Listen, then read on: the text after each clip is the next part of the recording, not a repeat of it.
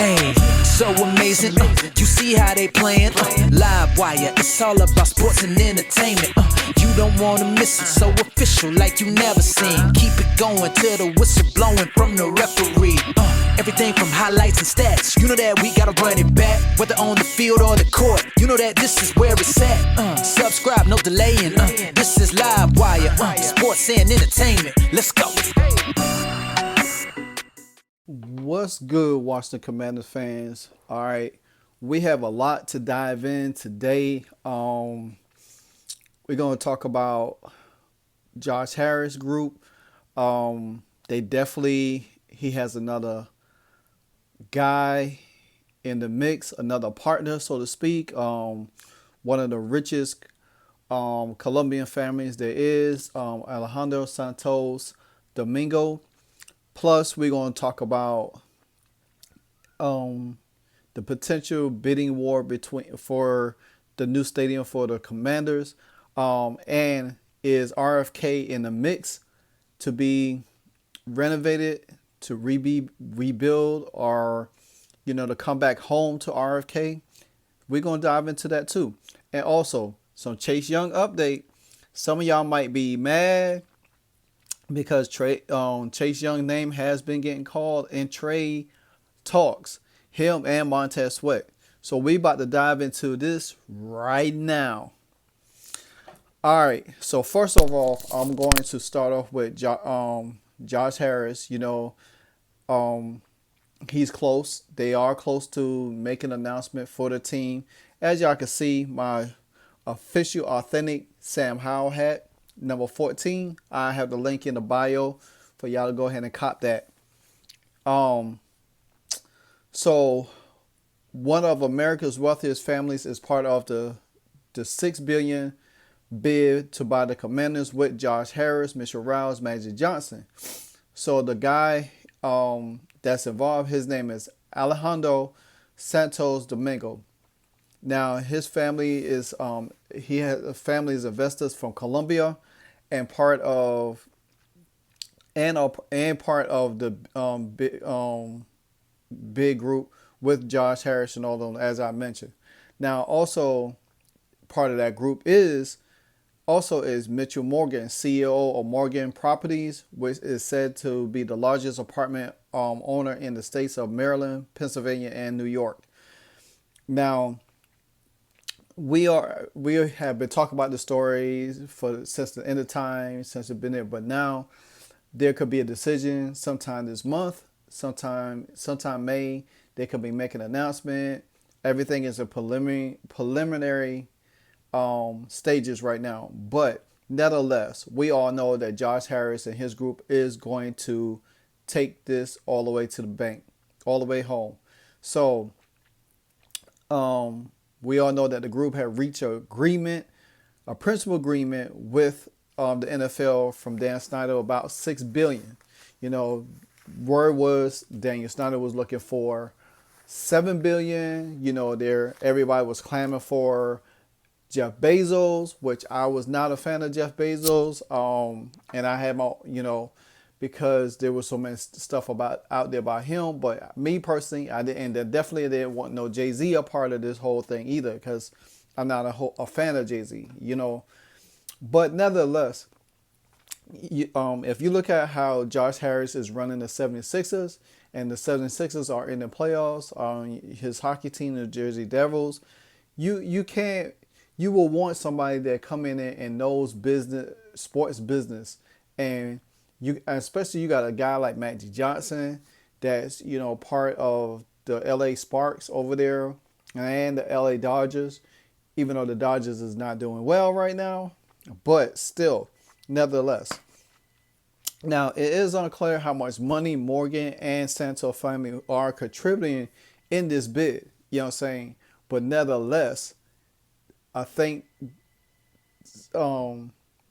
Domingo family has, roughly about 12 million or whatever the case might be. But it's also great to,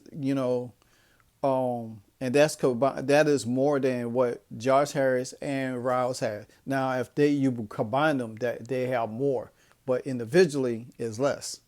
Um, a representative for the Harris Group declined for comment, but we already know that is, because they're not going to really talk too much about it because they're going to make sure that everything is, going as according to plan. You're gonna see pretty much small leaks here and there that's going to, talk about what is really going on, why is, what's how much, how things are progressing.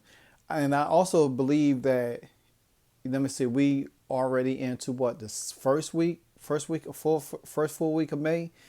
I think around the middle of May, that's when we probably would get a lot of steam. So, but like I said, the Domingo family is worth 12 billion according to Bloomberg, and that number is higher than both Harris and Riles. The family portfolio includes stakes in beer, which Anheuser-Busch, which Budweiser and all of them, InBev, Chilean Bank, Banca, and a Spanish bank in Inmobiliaria. If I pronounce it right, maybe I'm not, but hey, Colonial, as well as media and other holdings. Now, the thing about this is Alejandro is 46 years old. So he's very young, and he's also a managing director at Quadrant Capital Advisor. So hey, Morgan, he was the Morgan Group. They founded the Philadelphia-based Morgan Properties in 1985. The group now has more than 350 apartment communities and over 95,000 units across the 19 states and more than 16 billion in assets. Money, man. That all I can say. These people got money. Money, wealthy, rich guys, and there's no doubt that and like a lot of people say, well, hey, Jeff Bezos, he's the most wealthy person in America. He could buy the team outright, boom, boom, boom. But he still would need investors. He still was looking for some investors. So who knows? But Josh Harris, you got to give your hats off to this guy. This guy came in with guns blazing. He came in because nobody really knew who was on Josh Harris' team. Because remember when Josh Harris and Magic Johnson tried to get the Denver Broncos, that didn't fall through because the people for Walmart outbidded them. But now it seems like Josh Harris and Magic Johnson, well, Josh Harris particularly, learned his lesson from the last time and came in with guns blazing and said, look, I want this team. I'm coming with these guys. And he coming there with, like I said, with guns blazing, and he's meaning business. So what's more than you could do is come in there with heavy hitters to make sure that, hey, I want this deal done. You know what I'm saying? And then you think about it. If for you to make Jeff Bezos tap out and say, hey, I ain't want no part of it, which I've been saying all along, Jeff Bezos really want the Seattle market. That's why Amazon is right. His headquarters, Amazon, is right there because he wants that market. Trust me, I know. I lived on the West Coast for over 3.5 years. That's all it talks about, him wanting Seattle.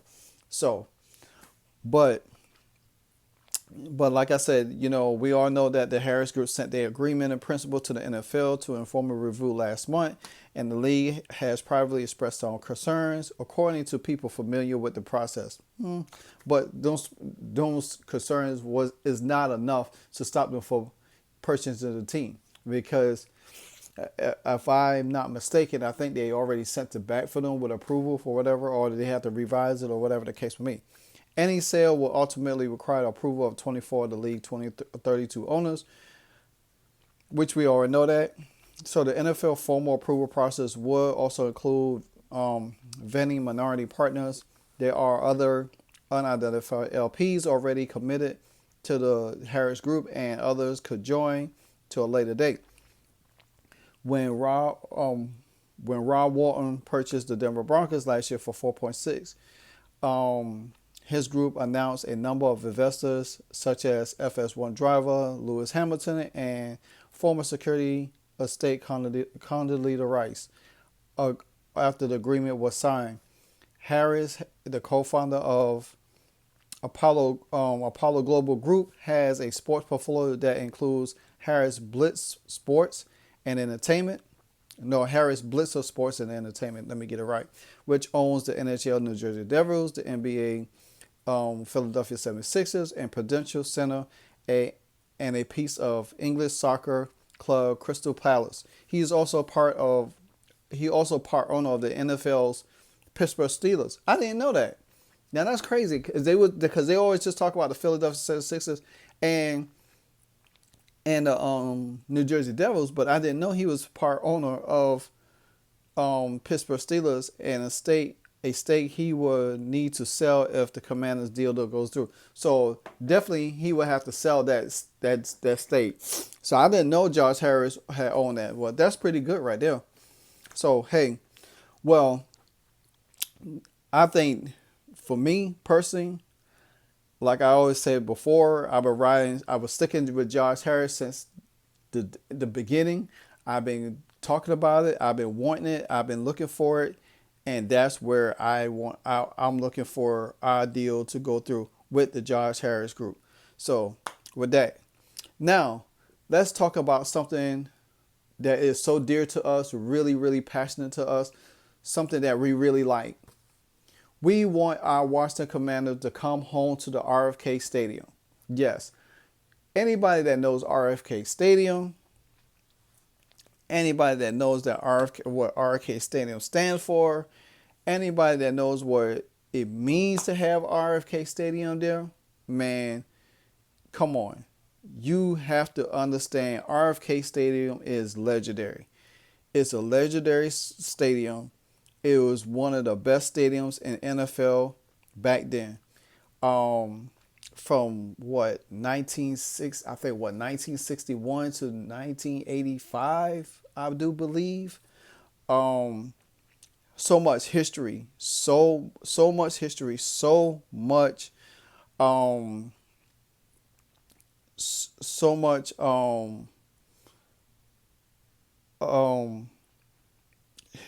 so much tradition, so much history.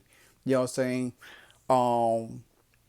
I mean, when you speak, it's just like how Seattle had the Kingdome back there. Because back then the Kingdome was one of the loudest stadiums in the NFL. When you talk about RFK Stadium, you know it was packed, it was loud, and when we came in there, we meant business. You know what I'm saying? We meant business. Now, me personally, I would love to see that RFK Stadium comes back. I would love to see RFK Stadium, comes back and be the stadium that we all love. Now, the Washington Commanders, they say they are supporting the efforts to District of Columbia to control the RFK Stadium site that was the home to the Commanders, well, formerly the Redskins at that time.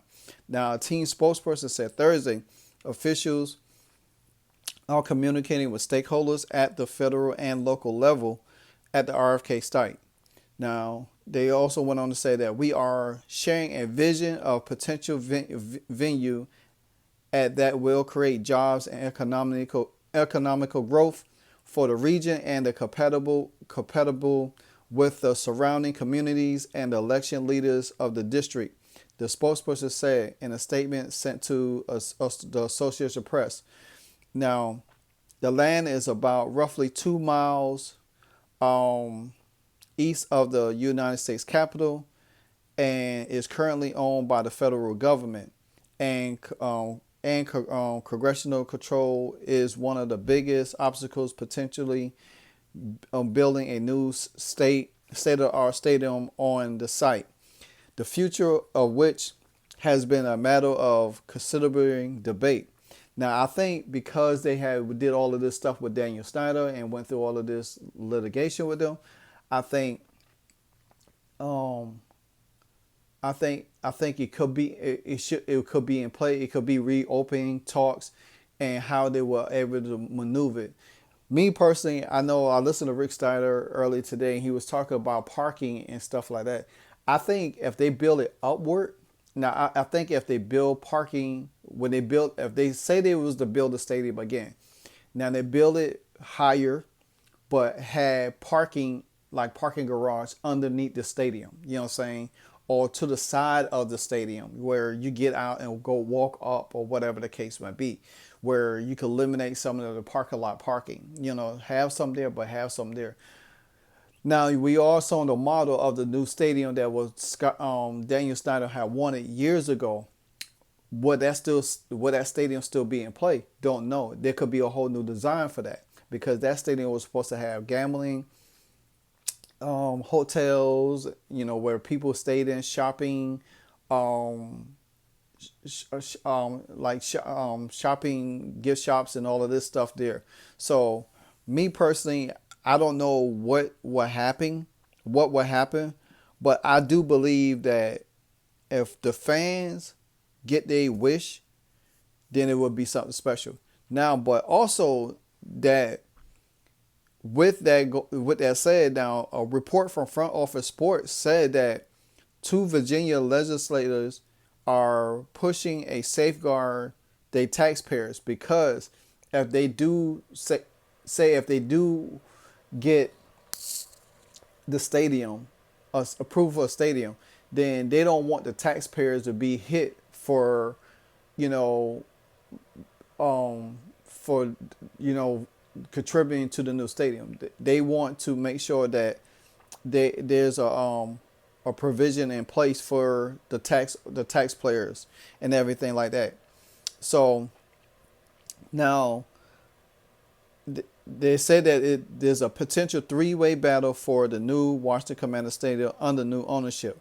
Now, David Reed told Front Office Sports that he expects Virginia, Maryland, and Washington, D.C. to be much more open to the possibility of public financing when Josh Harris Group finalized the bid for the Commanders.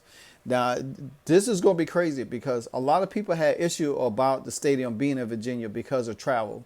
You know, Maryland, we already got FedEx Field in Maryland. Nobody wants it there. You know what I'm saying? Even though it's kind of like between.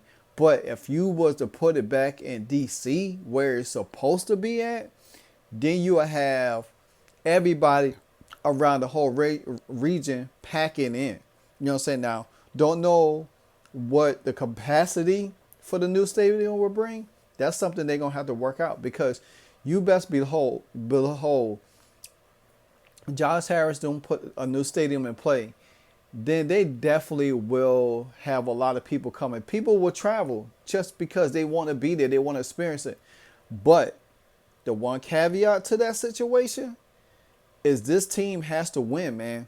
This team, we have to stop putting winning product on there because there's no way in God's green earth that you going to go ahead and get a brand new stadium and this team is mediocre or not even in the middle of the pack. They below the middle of the pack with 7+ wins a season.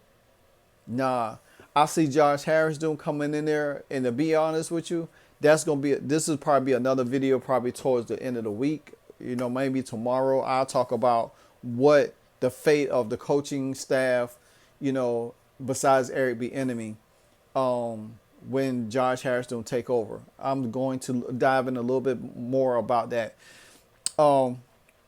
But anyway, also Reed said that the governor has also has been approaching this as a vanity project. And Luke Torren and himself are proactively approaching this by asking, is it the right economical development opportunity for the Commonwealth? We need to build in certain protections. Me personally, if it's going to open a lot of doors for the Commonwealth area and mainly DC, Washington, DC. You know, you're going to have so much jobs. People going to want to work to be a part of this bill. You know what I'm saying? Now, we do know next year is the election, 2024.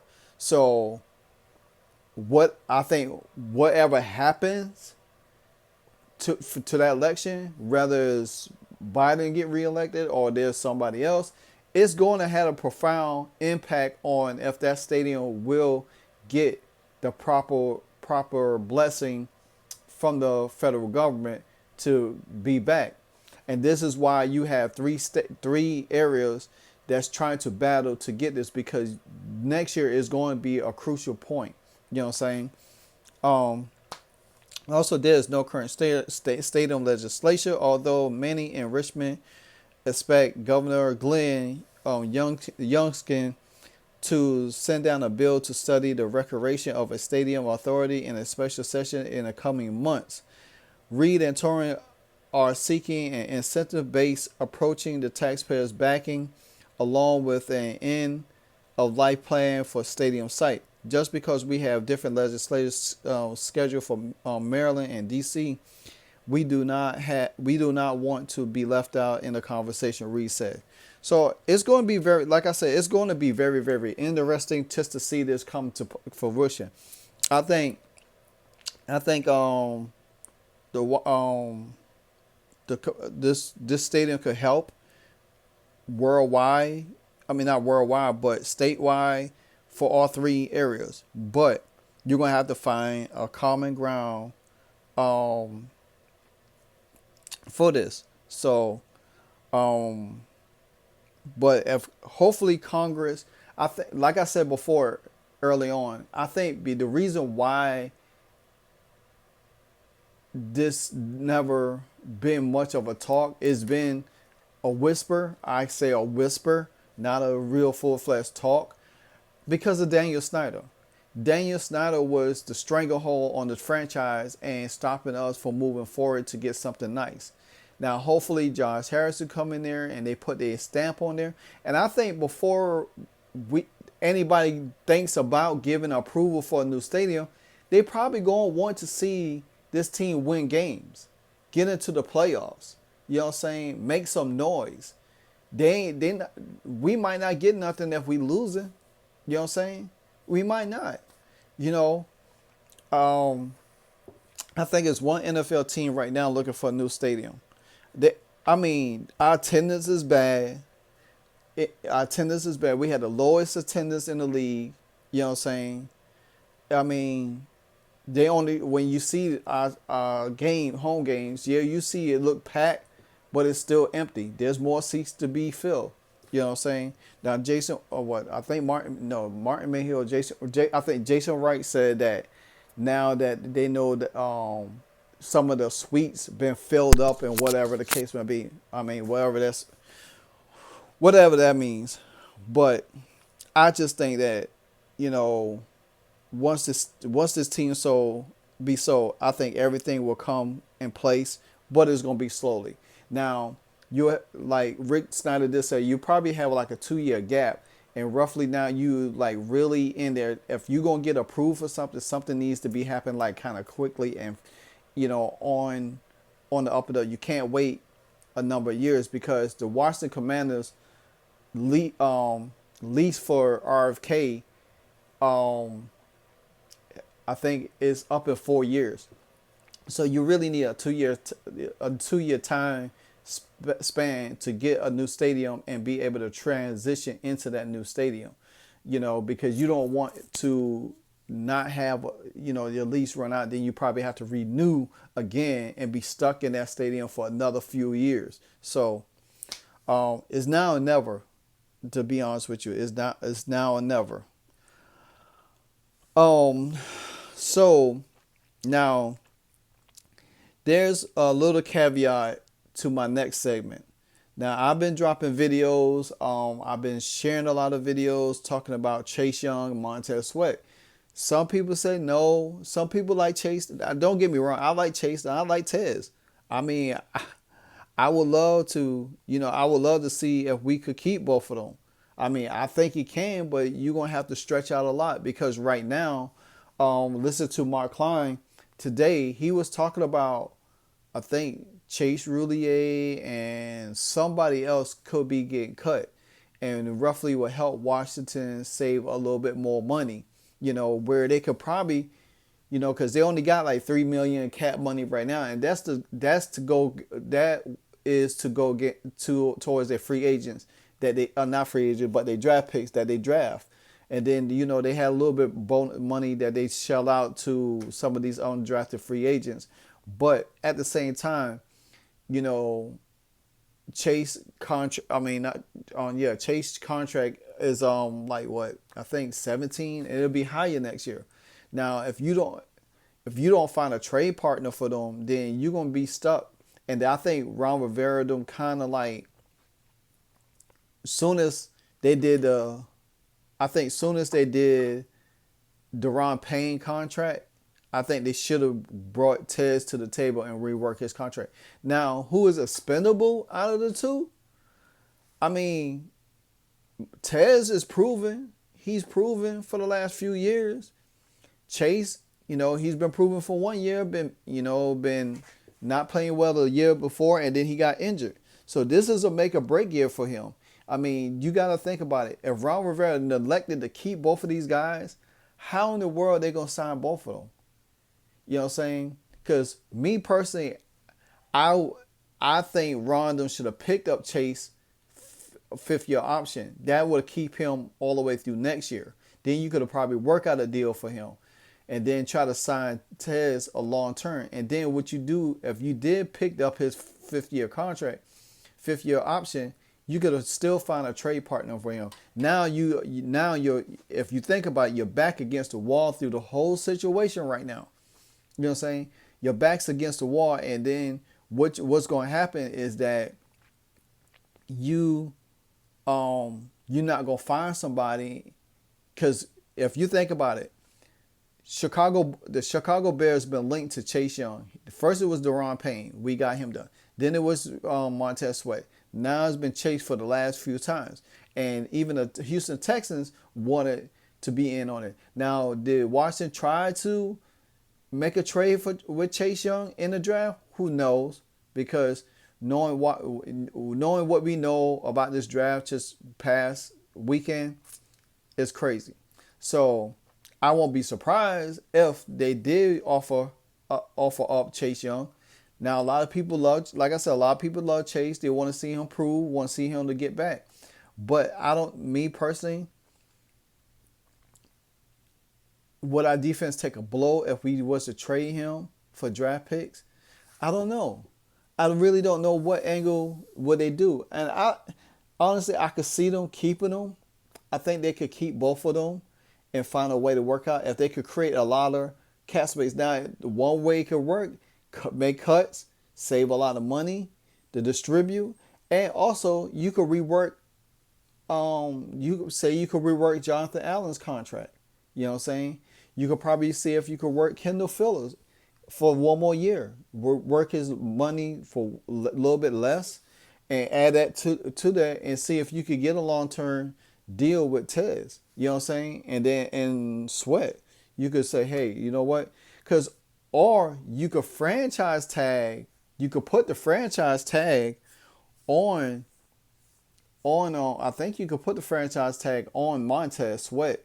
And if you franchise tag him, then that's going to be a hefty money, you know what I'm saying, for defense end. So it's going to remain to be seen how Washington is going to play this. Don't be surprised if Chicago come, because if the Jets don't release Lawson, which they could work Lawson's contract out because of Aaron Rodgers is there. If they rework his contract and he takes money or rework his deal and they bring him, you know what I'm saying? Because you got to think, Chase and Montez are free agents they're free agents next offseason.